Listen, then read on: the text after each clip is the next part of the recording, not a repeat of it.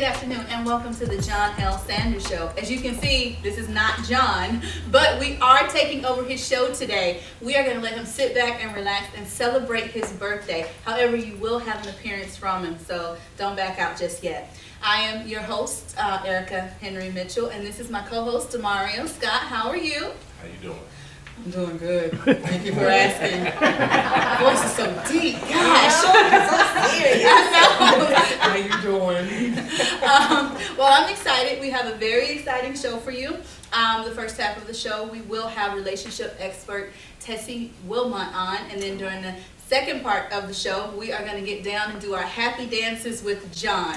So, Tessi, how are you? I'm great, Erica. Thank you. Good, good. Now, a little background about Tessi. She is a native of New Orleans. Now she resides in, she mentioned gumbo. That's how I knew from right there. Love gumbo. But now she currently resides in Atlanta, GA. She is just celebrated her 12th wedding anniversary. So congratulations. I said we're going to have to clap again because she is a veteran of the Navy. So, so how did you, your wife, a vet, a mother, so all of that combined, how did you get into being a relationship expert? I don't really call myself a relationship expert. I know some people do look up to me because I've been married so long and our relationship is so good.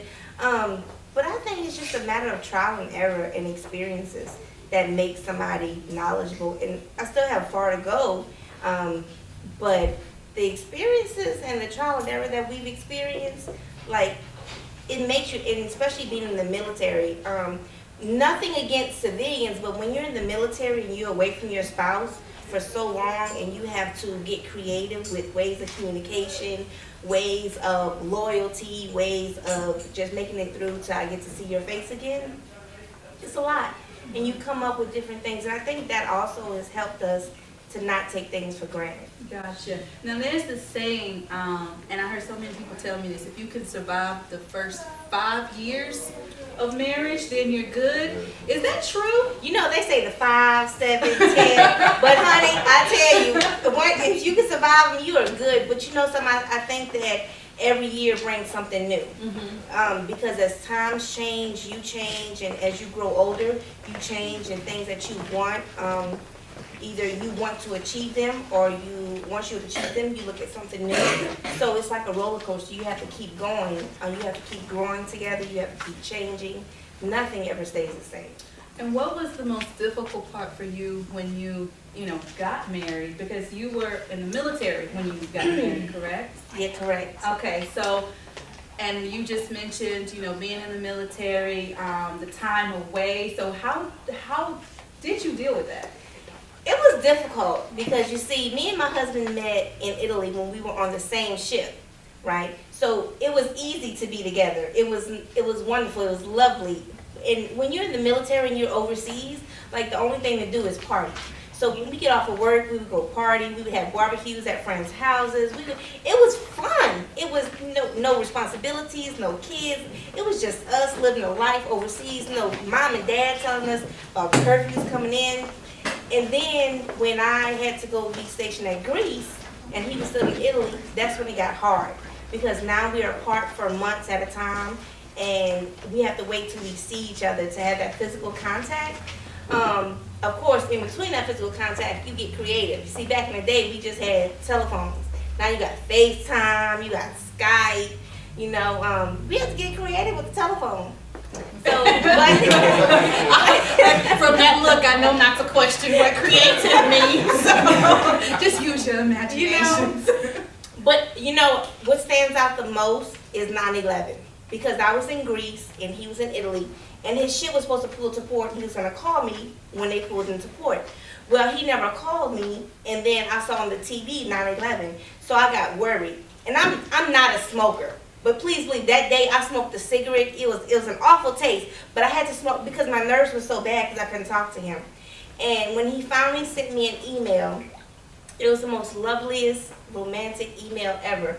And from that point on, we chose not to take things for granted, because you take things for granted. So it's the easiest thing of just having that person in the same room, or them doing the littlest chores for you, or them giving you a kiss, saying good morning, being able to sleep with that person at night.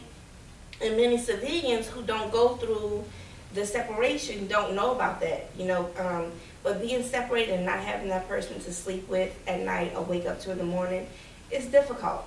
And the transition from military to civilian was hard for us because we knew each other as the military Navy person. We didn't know each other as a civilian person who had dreams and hopes and ambition. So going from what we are supposed to do and doing and having fun every day to civilian of, oh wow, we got bills now. We got to pay bills. You want to be an artist? I don't want to be in the military. I want to be in the military. It's a lot to deal with to see people change and become into their rare form and who they truly are. Okay, so now let's kind of switch it to, you giving us your relationship advice. So what would you have to say is one of the hardest things maybe that you see or that people have told you that they've gone through? I guess let's start from the beginning. Okay. From that beginning, let's say you see, for me it would be that guy, or you see that girl and you're like, oh, what would make you want to, I guess get with them? What would the beginning stages be? What are the red flags? What are some obstacles? When should you just throw the signs up and be like, I'll see you later? Or when should you say, that's nothing major, I'm gonna stay? And Erica, that's a good question because a lot of people want the relationship so bad that they're willing to do whatever just to have the relationship. If you can't spend time with this person whenever you want or whenever that person wants, if you're controlled by how many hours you can talk to them or what hours you can talk to them, what they do for you or what you do for them, that's a red flag. If you give way more than you receive, that's a red flag. I mean, come on. If you love somebody, or even if you like somebody, let's be honest, when you all first got with somebody, right, and you like that person, you always wanted to call them, you always wanted to be with them, you always wanted to do for them. So it wasn't hard. It wasn't like you had to pull from the bottom to give. It was effortless. And I would say, just be you. That's what landed me, my husband. Thank you, Jesus. Me being me and the caring person that I was. Be you. Do whatever you feel comes natural to you for that person. Just make sure that whatever you're giving, you're being received as well. It doesn't have to be, I give this person $1,000, so they got to give me $1,000. No, it doesn't work that way because what you give, the other person's going to receive. The other person's going to give you, and it's going to be something totally different, but it's going to be meaningful. That's all that matters, that it's meaningful and that the person is genuine and it's true. But I would say if it doesn't feel right or it feels forced, you don't have to deal with it. I mean, there's plenty fish in the sea, especially young people. I mean, when I was I saw it all the time. People in the military, they come fresh out of high school, join the military, they get stuck and they love this person for what? You know how many other women or men are out here? I mean, there's no reason you should have to deal with something when you know honestly deep in your heart that it's not the right person, or this is not a person of wasting your time to even see if they're quality to be married. Right. You so know? Pretty much we should just stick with our gut feeling. That's what we need to do. And if our gut is telling us stay away from that person, or maybe not stay away, but something they're doing isn't right, or I can't call them at 9 o'clock at night because that's my cutoff time, or I can't see them every third Saturday of the month and they don't work, but something like that. We should go with that gut feeling and be like, and question it and see what's going on, and if it's just not right, pull away from it and get out of it. Right. I mean, and I'm glad you brought that up about struggle. I mean, if you're with somebody and y'all been together for years and it's been gravy, living it up, having fun, when there's a point that comes in your life that you have a struggle, whether it's they lose their job or they lose a loved one or whether they just revert back to themselves and come into a clan, that's not the time to run. That's the time to stay there and support them and uplift them so that way they can get back on track and the relationship can get even better. There's nothing better than having a supportive spouse or lover, mate, boyfriend, girlfriend, whatever you call it, There's nothing more than having a supportive wife. My thing is this, and I know we've all heard the saying, if you can't be with me eating at McDonald's, please don't come with me to go eat at Dominic and Smith's or Ruth Chris or Sundial, because you're not going to see a rotating city on my dime if you can't eat with me at McDonald's. I mean, I'm just saying. Yeah. So. Okay, and it's funny, in the back, and all this reference to food made me think about what we're speaking about. You said gravy. You said some great stuff, and of course I'm thinking about the food part. But you said gravy, and then you were talking about Ruth Chris, which is good. Sundial, which is good. But in the back, we were speaking about the ingredients that it takes to make a good marriage. So what are those ingredients? I know everybody, we want to go to the shelf. This is just a quick generation. We want it then, we want it there. And we can pop it in the microwave, we can open the cookie jar and get a cookie out, that's what we want. We don't want to take the time to go at the stove, put the ingredients together. In my case, open a cookbook and double check and measure everything right. We want it then and there. So what will we have to do in order to make it work and to put all those ingredients together and to slowly cook it so that it can nourish and just be tasteful? I think that most important, communication is key. Because communication allows you to know what the other person is thinking, what they like, what they don't like, what they want, what they don't want. Communication, love, trust, honesty, romance, passion, sex, ambition. You have to want to grow with the other person. You want to be able to have that support system as well. It's so many things that go together. And you can fill me in because I'm thinking, I'm just like, wow. It's a lot of things that go into it. But you have to be upfront. You have to be honest in the situation. You got to make sure that you can trust the person. Because let's just say, I'll use civilians instead of military people. How about if your husband is on a business trip and he's away for a week? If you don't trust him and you allow people with negative thoughts into your brain, then that's going to ruin the relationship, and then you're back to thinking negative, and instead of communicating with, honey, well, what are you doing? Are you going to go out tonight or whatever? No. You can't let negativity come into your relationship. You can't. You gotta remain positive. You gotta have that ambition, support, trust, loyalty, confidence, communication, trust. All of that goes into it. People need to understand that it's your relationship. You and your spouse, you and your mate, you and your boyfriend, you're not your sister, not your brother, not your husband. Not your mama, not your daddy, not your friends. It's your relationship. And like me and some friends were saying, and we were saying, what works in your marriage doesn't work in the next person's marriage.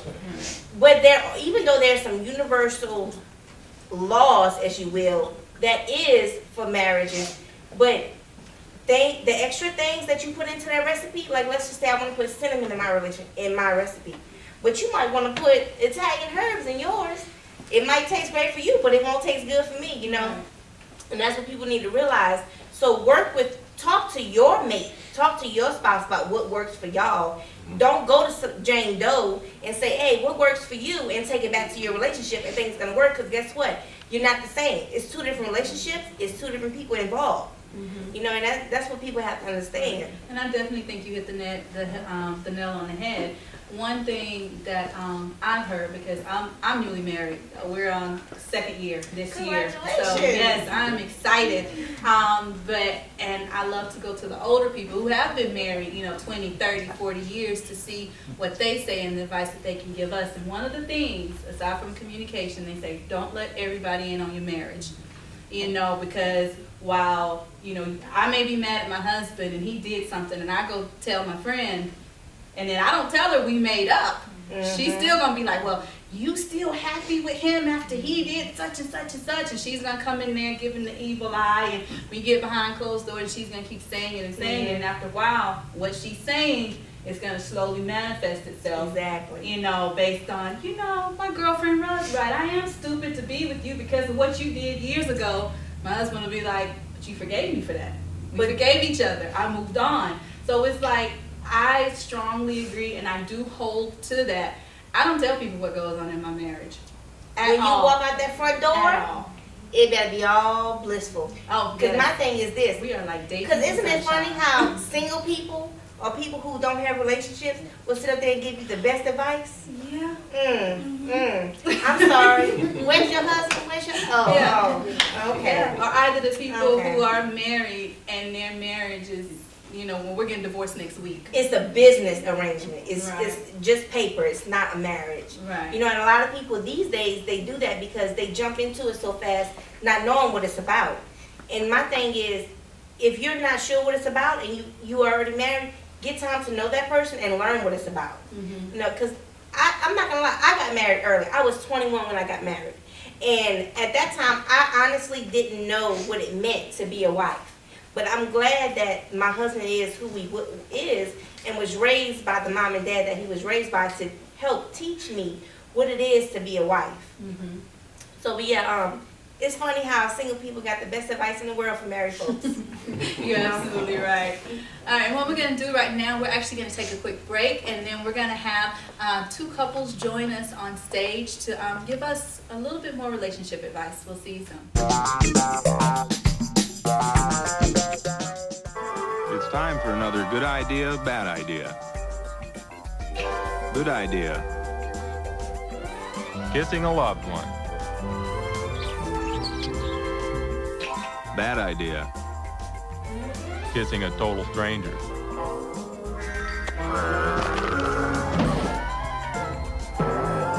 The end.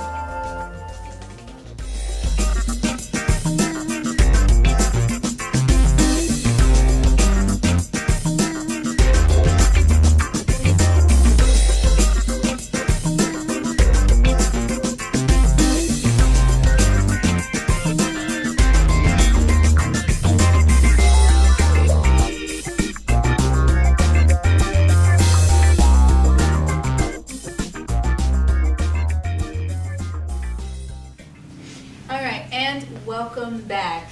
We have our guest with us, Miss Tessi Wilmont. How are you during that break? Hey, refreshed. Refreshed, perfect. As you can see, we had a little bit of set design, so a little bit of change. But I think it works perfect for us. So thank you to Miss Renee Peoples for giving us that suggestion. Yeah, Renee! Woo, let's give her a hand. So there was something else you said that you wanted to say? Yeah, one more thing I wanted to say. When the romance dies off, how do you guys survive? A lot of people, when the romance die off, that's when temptation comes in. That's when temptation gets you. But you have to remember, even though it's a cliche, it's true. The same thing you did to get her is the same thing you have to do to keep her or keep him, vice versa. You have to keep the fire alive. You have to keep each other interested. You have to keep each other at home.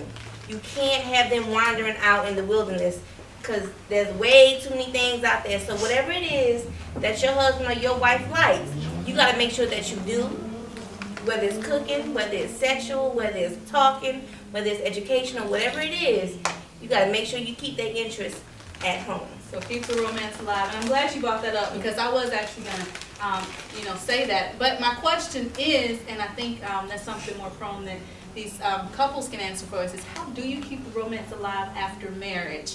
Now, I figured out that Mario was a little scared because the women were dominating him on stage. So now we've kind of evened it out a little bit and he can be open now. All right, but we have two couples joining us. If you could please give us your names and how long you've been married. Art Powell. And I'm Riley Powell. We've been dating 23 years and we've been married. This year will be 9 years. I'm Alexa Bovere, and Jeff Bond, we've been married 25 years. 26 I'm sorry. years, Oh! 4 months, 20 days. No. Isn't it the woman that's supposed to Right. You're in trouble. Can we stop and just go back to college? You're going to have to work extra hard. That's how we keep it alive. It just happens. Yeah, it just happens. All right, and that question that I posed after marriage, because you guys have been together so long, how do you keep the romance alive? Instead of just looking at each other, just like, go go mow the lawn or go do something. You know, how do you be like, oh, let's keep this romance alive? How do you do that after being together for so long? Well, with us in our marriage, we communicate a lot. Okay. We laugh a lot. Mhm. We entertain each other. You know, although he have what he have going and I have what I have going on, anytime he come home, I always have something for him. That's right, baby. Just be honest. I mean, every day I'm thinking of something that I can do that I haven't done. Mhm. You know, one thing my grandmama taught me, once you get married, never tell your husband no. So no, not in my vocabulary. Amen. Even if I don't want to do it. It's nothing that he's wanted that I won't do it. This is my king. You know, in order to get a king, you got to know what a king likes. So I say that to say that my mom and dad was married 40 years. And one thing that my mom taught me is that you never get caught being a mother or a wife. So with that being said, you know, it's just always trying to find something that'll keep them entertained. Because I'm married to, and I call him a street man, you know, old gangster. You know, so, you know. He rolled his eyes up now. And when he got married to a gangster girl. You know, so we entertain each other. And if he get bored, you know, I try to find something to come back this way now. That's right. You know, and if he do go out, like Tessi said, in the wilderness, it's nothing that I ain't done. Amen, sister. Now with that, he's silent on this one. I see why you decided to be silent. No, I'm gonna speak on that. It's like, I think one of the key things is communication. You have to know what your mate likes and what they dislike. Part of the thing that most people gotta understand is that, you know, you never let it die. You, like she said, we're always engaged. We play games, we wrestle, we talk about, we're always doing things to keep each other engaged. And so, we watch other couples. You know, that's therapeutic. What a lot of people realize that. And not, you look at other, when you gauge your marriage, you look at what other couples are doing. Like, you know, we had a conversation coming here saying that I could look at a couple and tell where they are as far as how passionate they are about each other. Because if you're really into your mate, you're going to be attentive to that. That's when you see couples out holding hands and hugging and things like that. You're showing that I'm really into you. I love being with you, and you don't see that a lot with couples. So it's just a lot of things that you know you kind of look at and say, okay, well, if I see this couple doing this, and I don't think that's nice, for example, a man that doesn't, you know, open the door for his woman, who doesn't have any chivalry, who doesn't, you know, he doesn't feel like his woman is his queen. Like, she knows every day we get up, I call her beautiful. You know, well, she hear that several times. Even with my wig off. So I mean, you know, it's like, because I don't never want her to ever feel uncomfortable or ever doubt or feel insecure about where we are. So I mean, you know, in essence, I think so. You know, we look at other people's mistakes. We got mentors. We got we've had people that have been married for years that have, you know, been instrumental, been mentors to us. And I think that's, like you said earlier, you talk to older couples that kind of, you know, tell you, share some things with you that can be very instrumental in keeping your marriage strong. And so we've taken to that. Don't get me wrong, we've had our struggles. That's a whole other conversation. What married couple did. You There's know? prayer, a lot of prayer. Yeah. We get up in the morning, we pray together. Every day. All right, and what about you guys?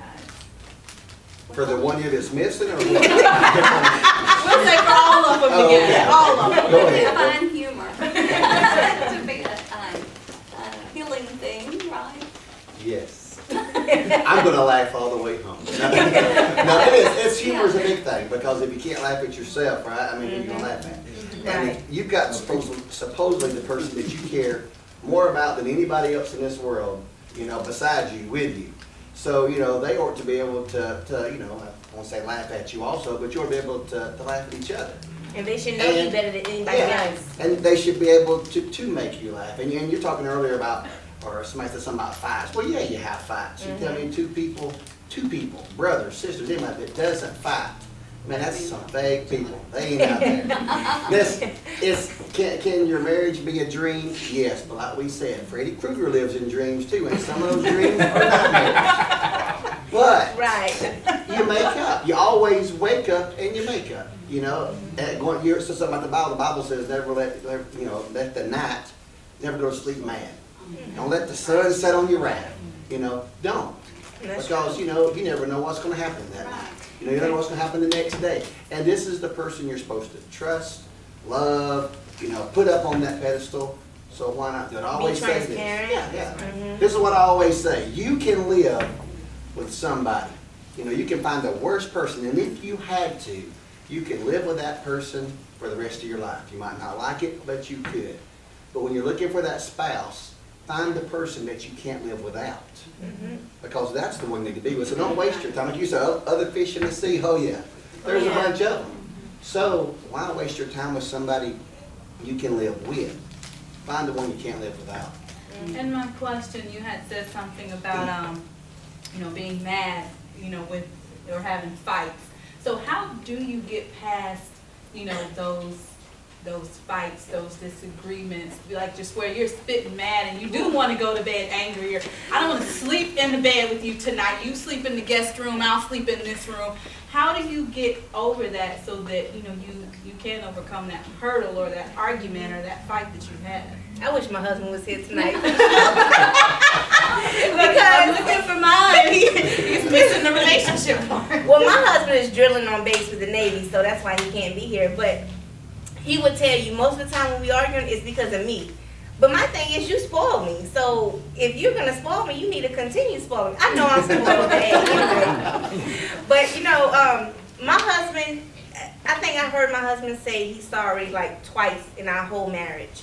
And because sorry is not part of his vocabulary, because Kip is very conscious. Like, he does what he wants to do. He says what he means to say. So if he does something that is hurtful to me, it's because I either took it the wrong way or because me being spoiled. But what he will do is he'll make it up with something that I like or something that he knows I appreciate. He'll do it for me, he'll have it for me. But he won't ever apologize for what he did or said, because he did what he meant to do and he said what he meant to say, but he didn't do it or say it to hurt me. That's just what he meant to say and what he meant to do at the time. Now, y'all don't know my husband. Renee and Bobby does, and Riley and Alexa, y'all know my husband. The men too, but my husband wouldn't dare do anything to hurt me out of spite. But that's just how he is. So when it comes to the whole making up thing, that's him. He'll do something other than saying he'll do actions, I should say, to show me that he's sorry. I think we have to be very forgiving. We have to be Christ-like. In a relationship to work, you have to have Christ first, or God in your life first. And when you put that first, then everything else will fall into place. And you have to be ready to forgive someone. I always say I don't always get along with myself. So when you put someone else in your relationship, you're definitely not going to get along with someone. So each day is a challenge. And I try to tell him sometimes my faults. I'm like, I'm not a timekeeper, and he is. So, I'm not going to show up on time, and exactly the minute, So I try to tell him some of those things so that he doesn't expect something that I really can't do, because that's not who I am. And I'm like, you don't put the toothpaste lid on either. I'm going to brush my teeth again. But that's that balance. But here's something else though that y'all were kind of mentioning earlier, and I think we talked about it outside.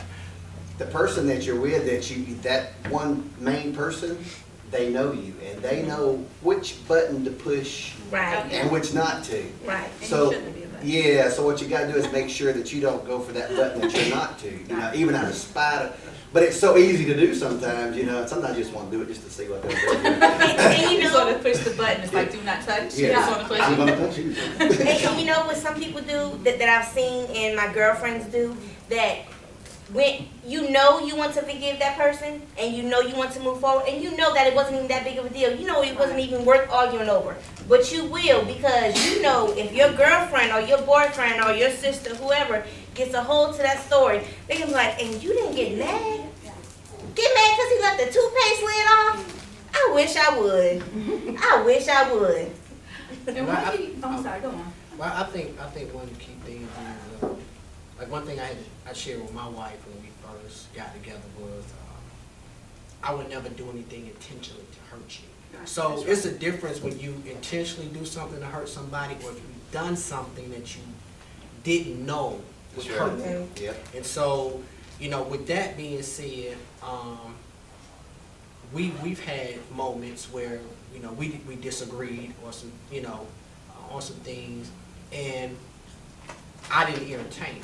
See, I figure it takes two people to argue. Right. And Right. so, when I see she's being emotional, I can't be emotional with her. Because what happens is, in your exchanges, neither one of you are hearing each other. And so somebody has to be the bigger person, even if they know, like, you can be 100% right. I know I'm right. But you got that. I'm gonna let you have it. And then once you calm down, what she does, she'll calm down and she'll come back and be like, "Baby, I'm sorry." you see what I'm saying? So, somebody has to be the person to say, you know what, okay, we can go on all night arguing, and so, but there's been moments where I didn't let it go. And so, so it's, I think one of the key things is somebody has to say, okay, regardless of how mad you have made me, or even if I feel I'm right, I'm gonna let you have this. Because I know I'm right, I'm gonna stand my ground, and when you realize that maybe you're overreacting, you'll come back and make that right. And I must admit, I'm very guilty of that. I really am. I will fuss because my husband says I'm a fusser. I'm a woman, I'm emotional, and I am in my feelings right now. So I am right. And then a couple hours later, I'm like, baby, I'm sorry. You were right. You know how I get. And then he's just like, I know I'm right. I'm like, you see? But we make, that's how we make up. But that is me 100. I will fuss at you. If you say something, you're out of line. You sit there. And he was like, I'm not a child, But he lets me go with it. And he lets me go with my feelings. He lets me get it all out. And then he knows that I'll go and I'll say, I'm sorry. You were right. When you're married, you learn to be humble. Oh, yes. Because you don't want to be a fusser. Compromise, boy. You really don't. You want to be humble to the fussing, because that's what we're known for. And we have to, once we get married, we have to understand that there's another person here now. So you communicate and you talk about what's going to make you fuss. Because that's one thing that I was, because I was a single mother for a long time, and I did things my way. And then he come in trying to tell me what to do. I wouldn't hear that. But see, then you as you get older and wiser, and you get you learn to pick and choose your fight. That's right. You ignore some things, Yeah. but you always want to talk about it. And one thing my husband do, he don't tell me if something that I do bother him, he don't tell me at the time. See, I need to know at the time. Don't wait till on down the line and you say, well, 2 years ago, I need to know then. The same thing with women, we'll do that. We'll say, look, last night or right now, you really making me mad, so we just communication again. I remember there was a time that we were struggling. Like, a lot of people don't know this, but there was a time that we thought that the police was going to knock on our door and evict us. The Lord has blessed us so much over the past few years. But there was a time that we thought the police was going to knock on our door and evict us. And I was so worried because our daughter was, 3 or 4? And I was freaking out, like stressing out. And he's just calm, collective. And I'm like, does this not even matter to you? Like, do you not care? And you know what he told me? And it's sad for us women that it takes men to tell us things like this for us to think that that's how they're thinking. Because he said, Tessie, when we have a man overboard or we have a master catastrophe on the ship, do you hear the captain in disarray? Do you hear the captain under pressure? No, because that's his job to make sure that everybody's in place, everything's in place in order for things to get done how they're supposed to get done, for us to get out of this situation to get back to safety. That's my job as a husband. So that's why I'm not freaking out with you. And it really made me feel bad to think that you would think any other way.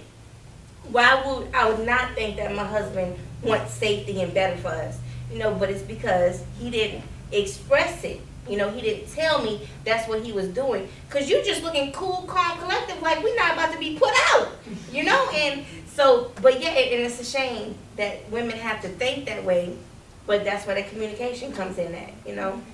All right, and we're gonna wrap this up. Is there any final words that you guys would like to tell, especially me, the still the newlywed, as well as other people out there, you know, who are married, who have been married, who may be going through something, who just want some advice? What would you like to say to them? I think there's a misconception when you get married that everybody is like your family that you came from, and then you're in with another family and their family's weird, you know? And then you're trying to make your new family.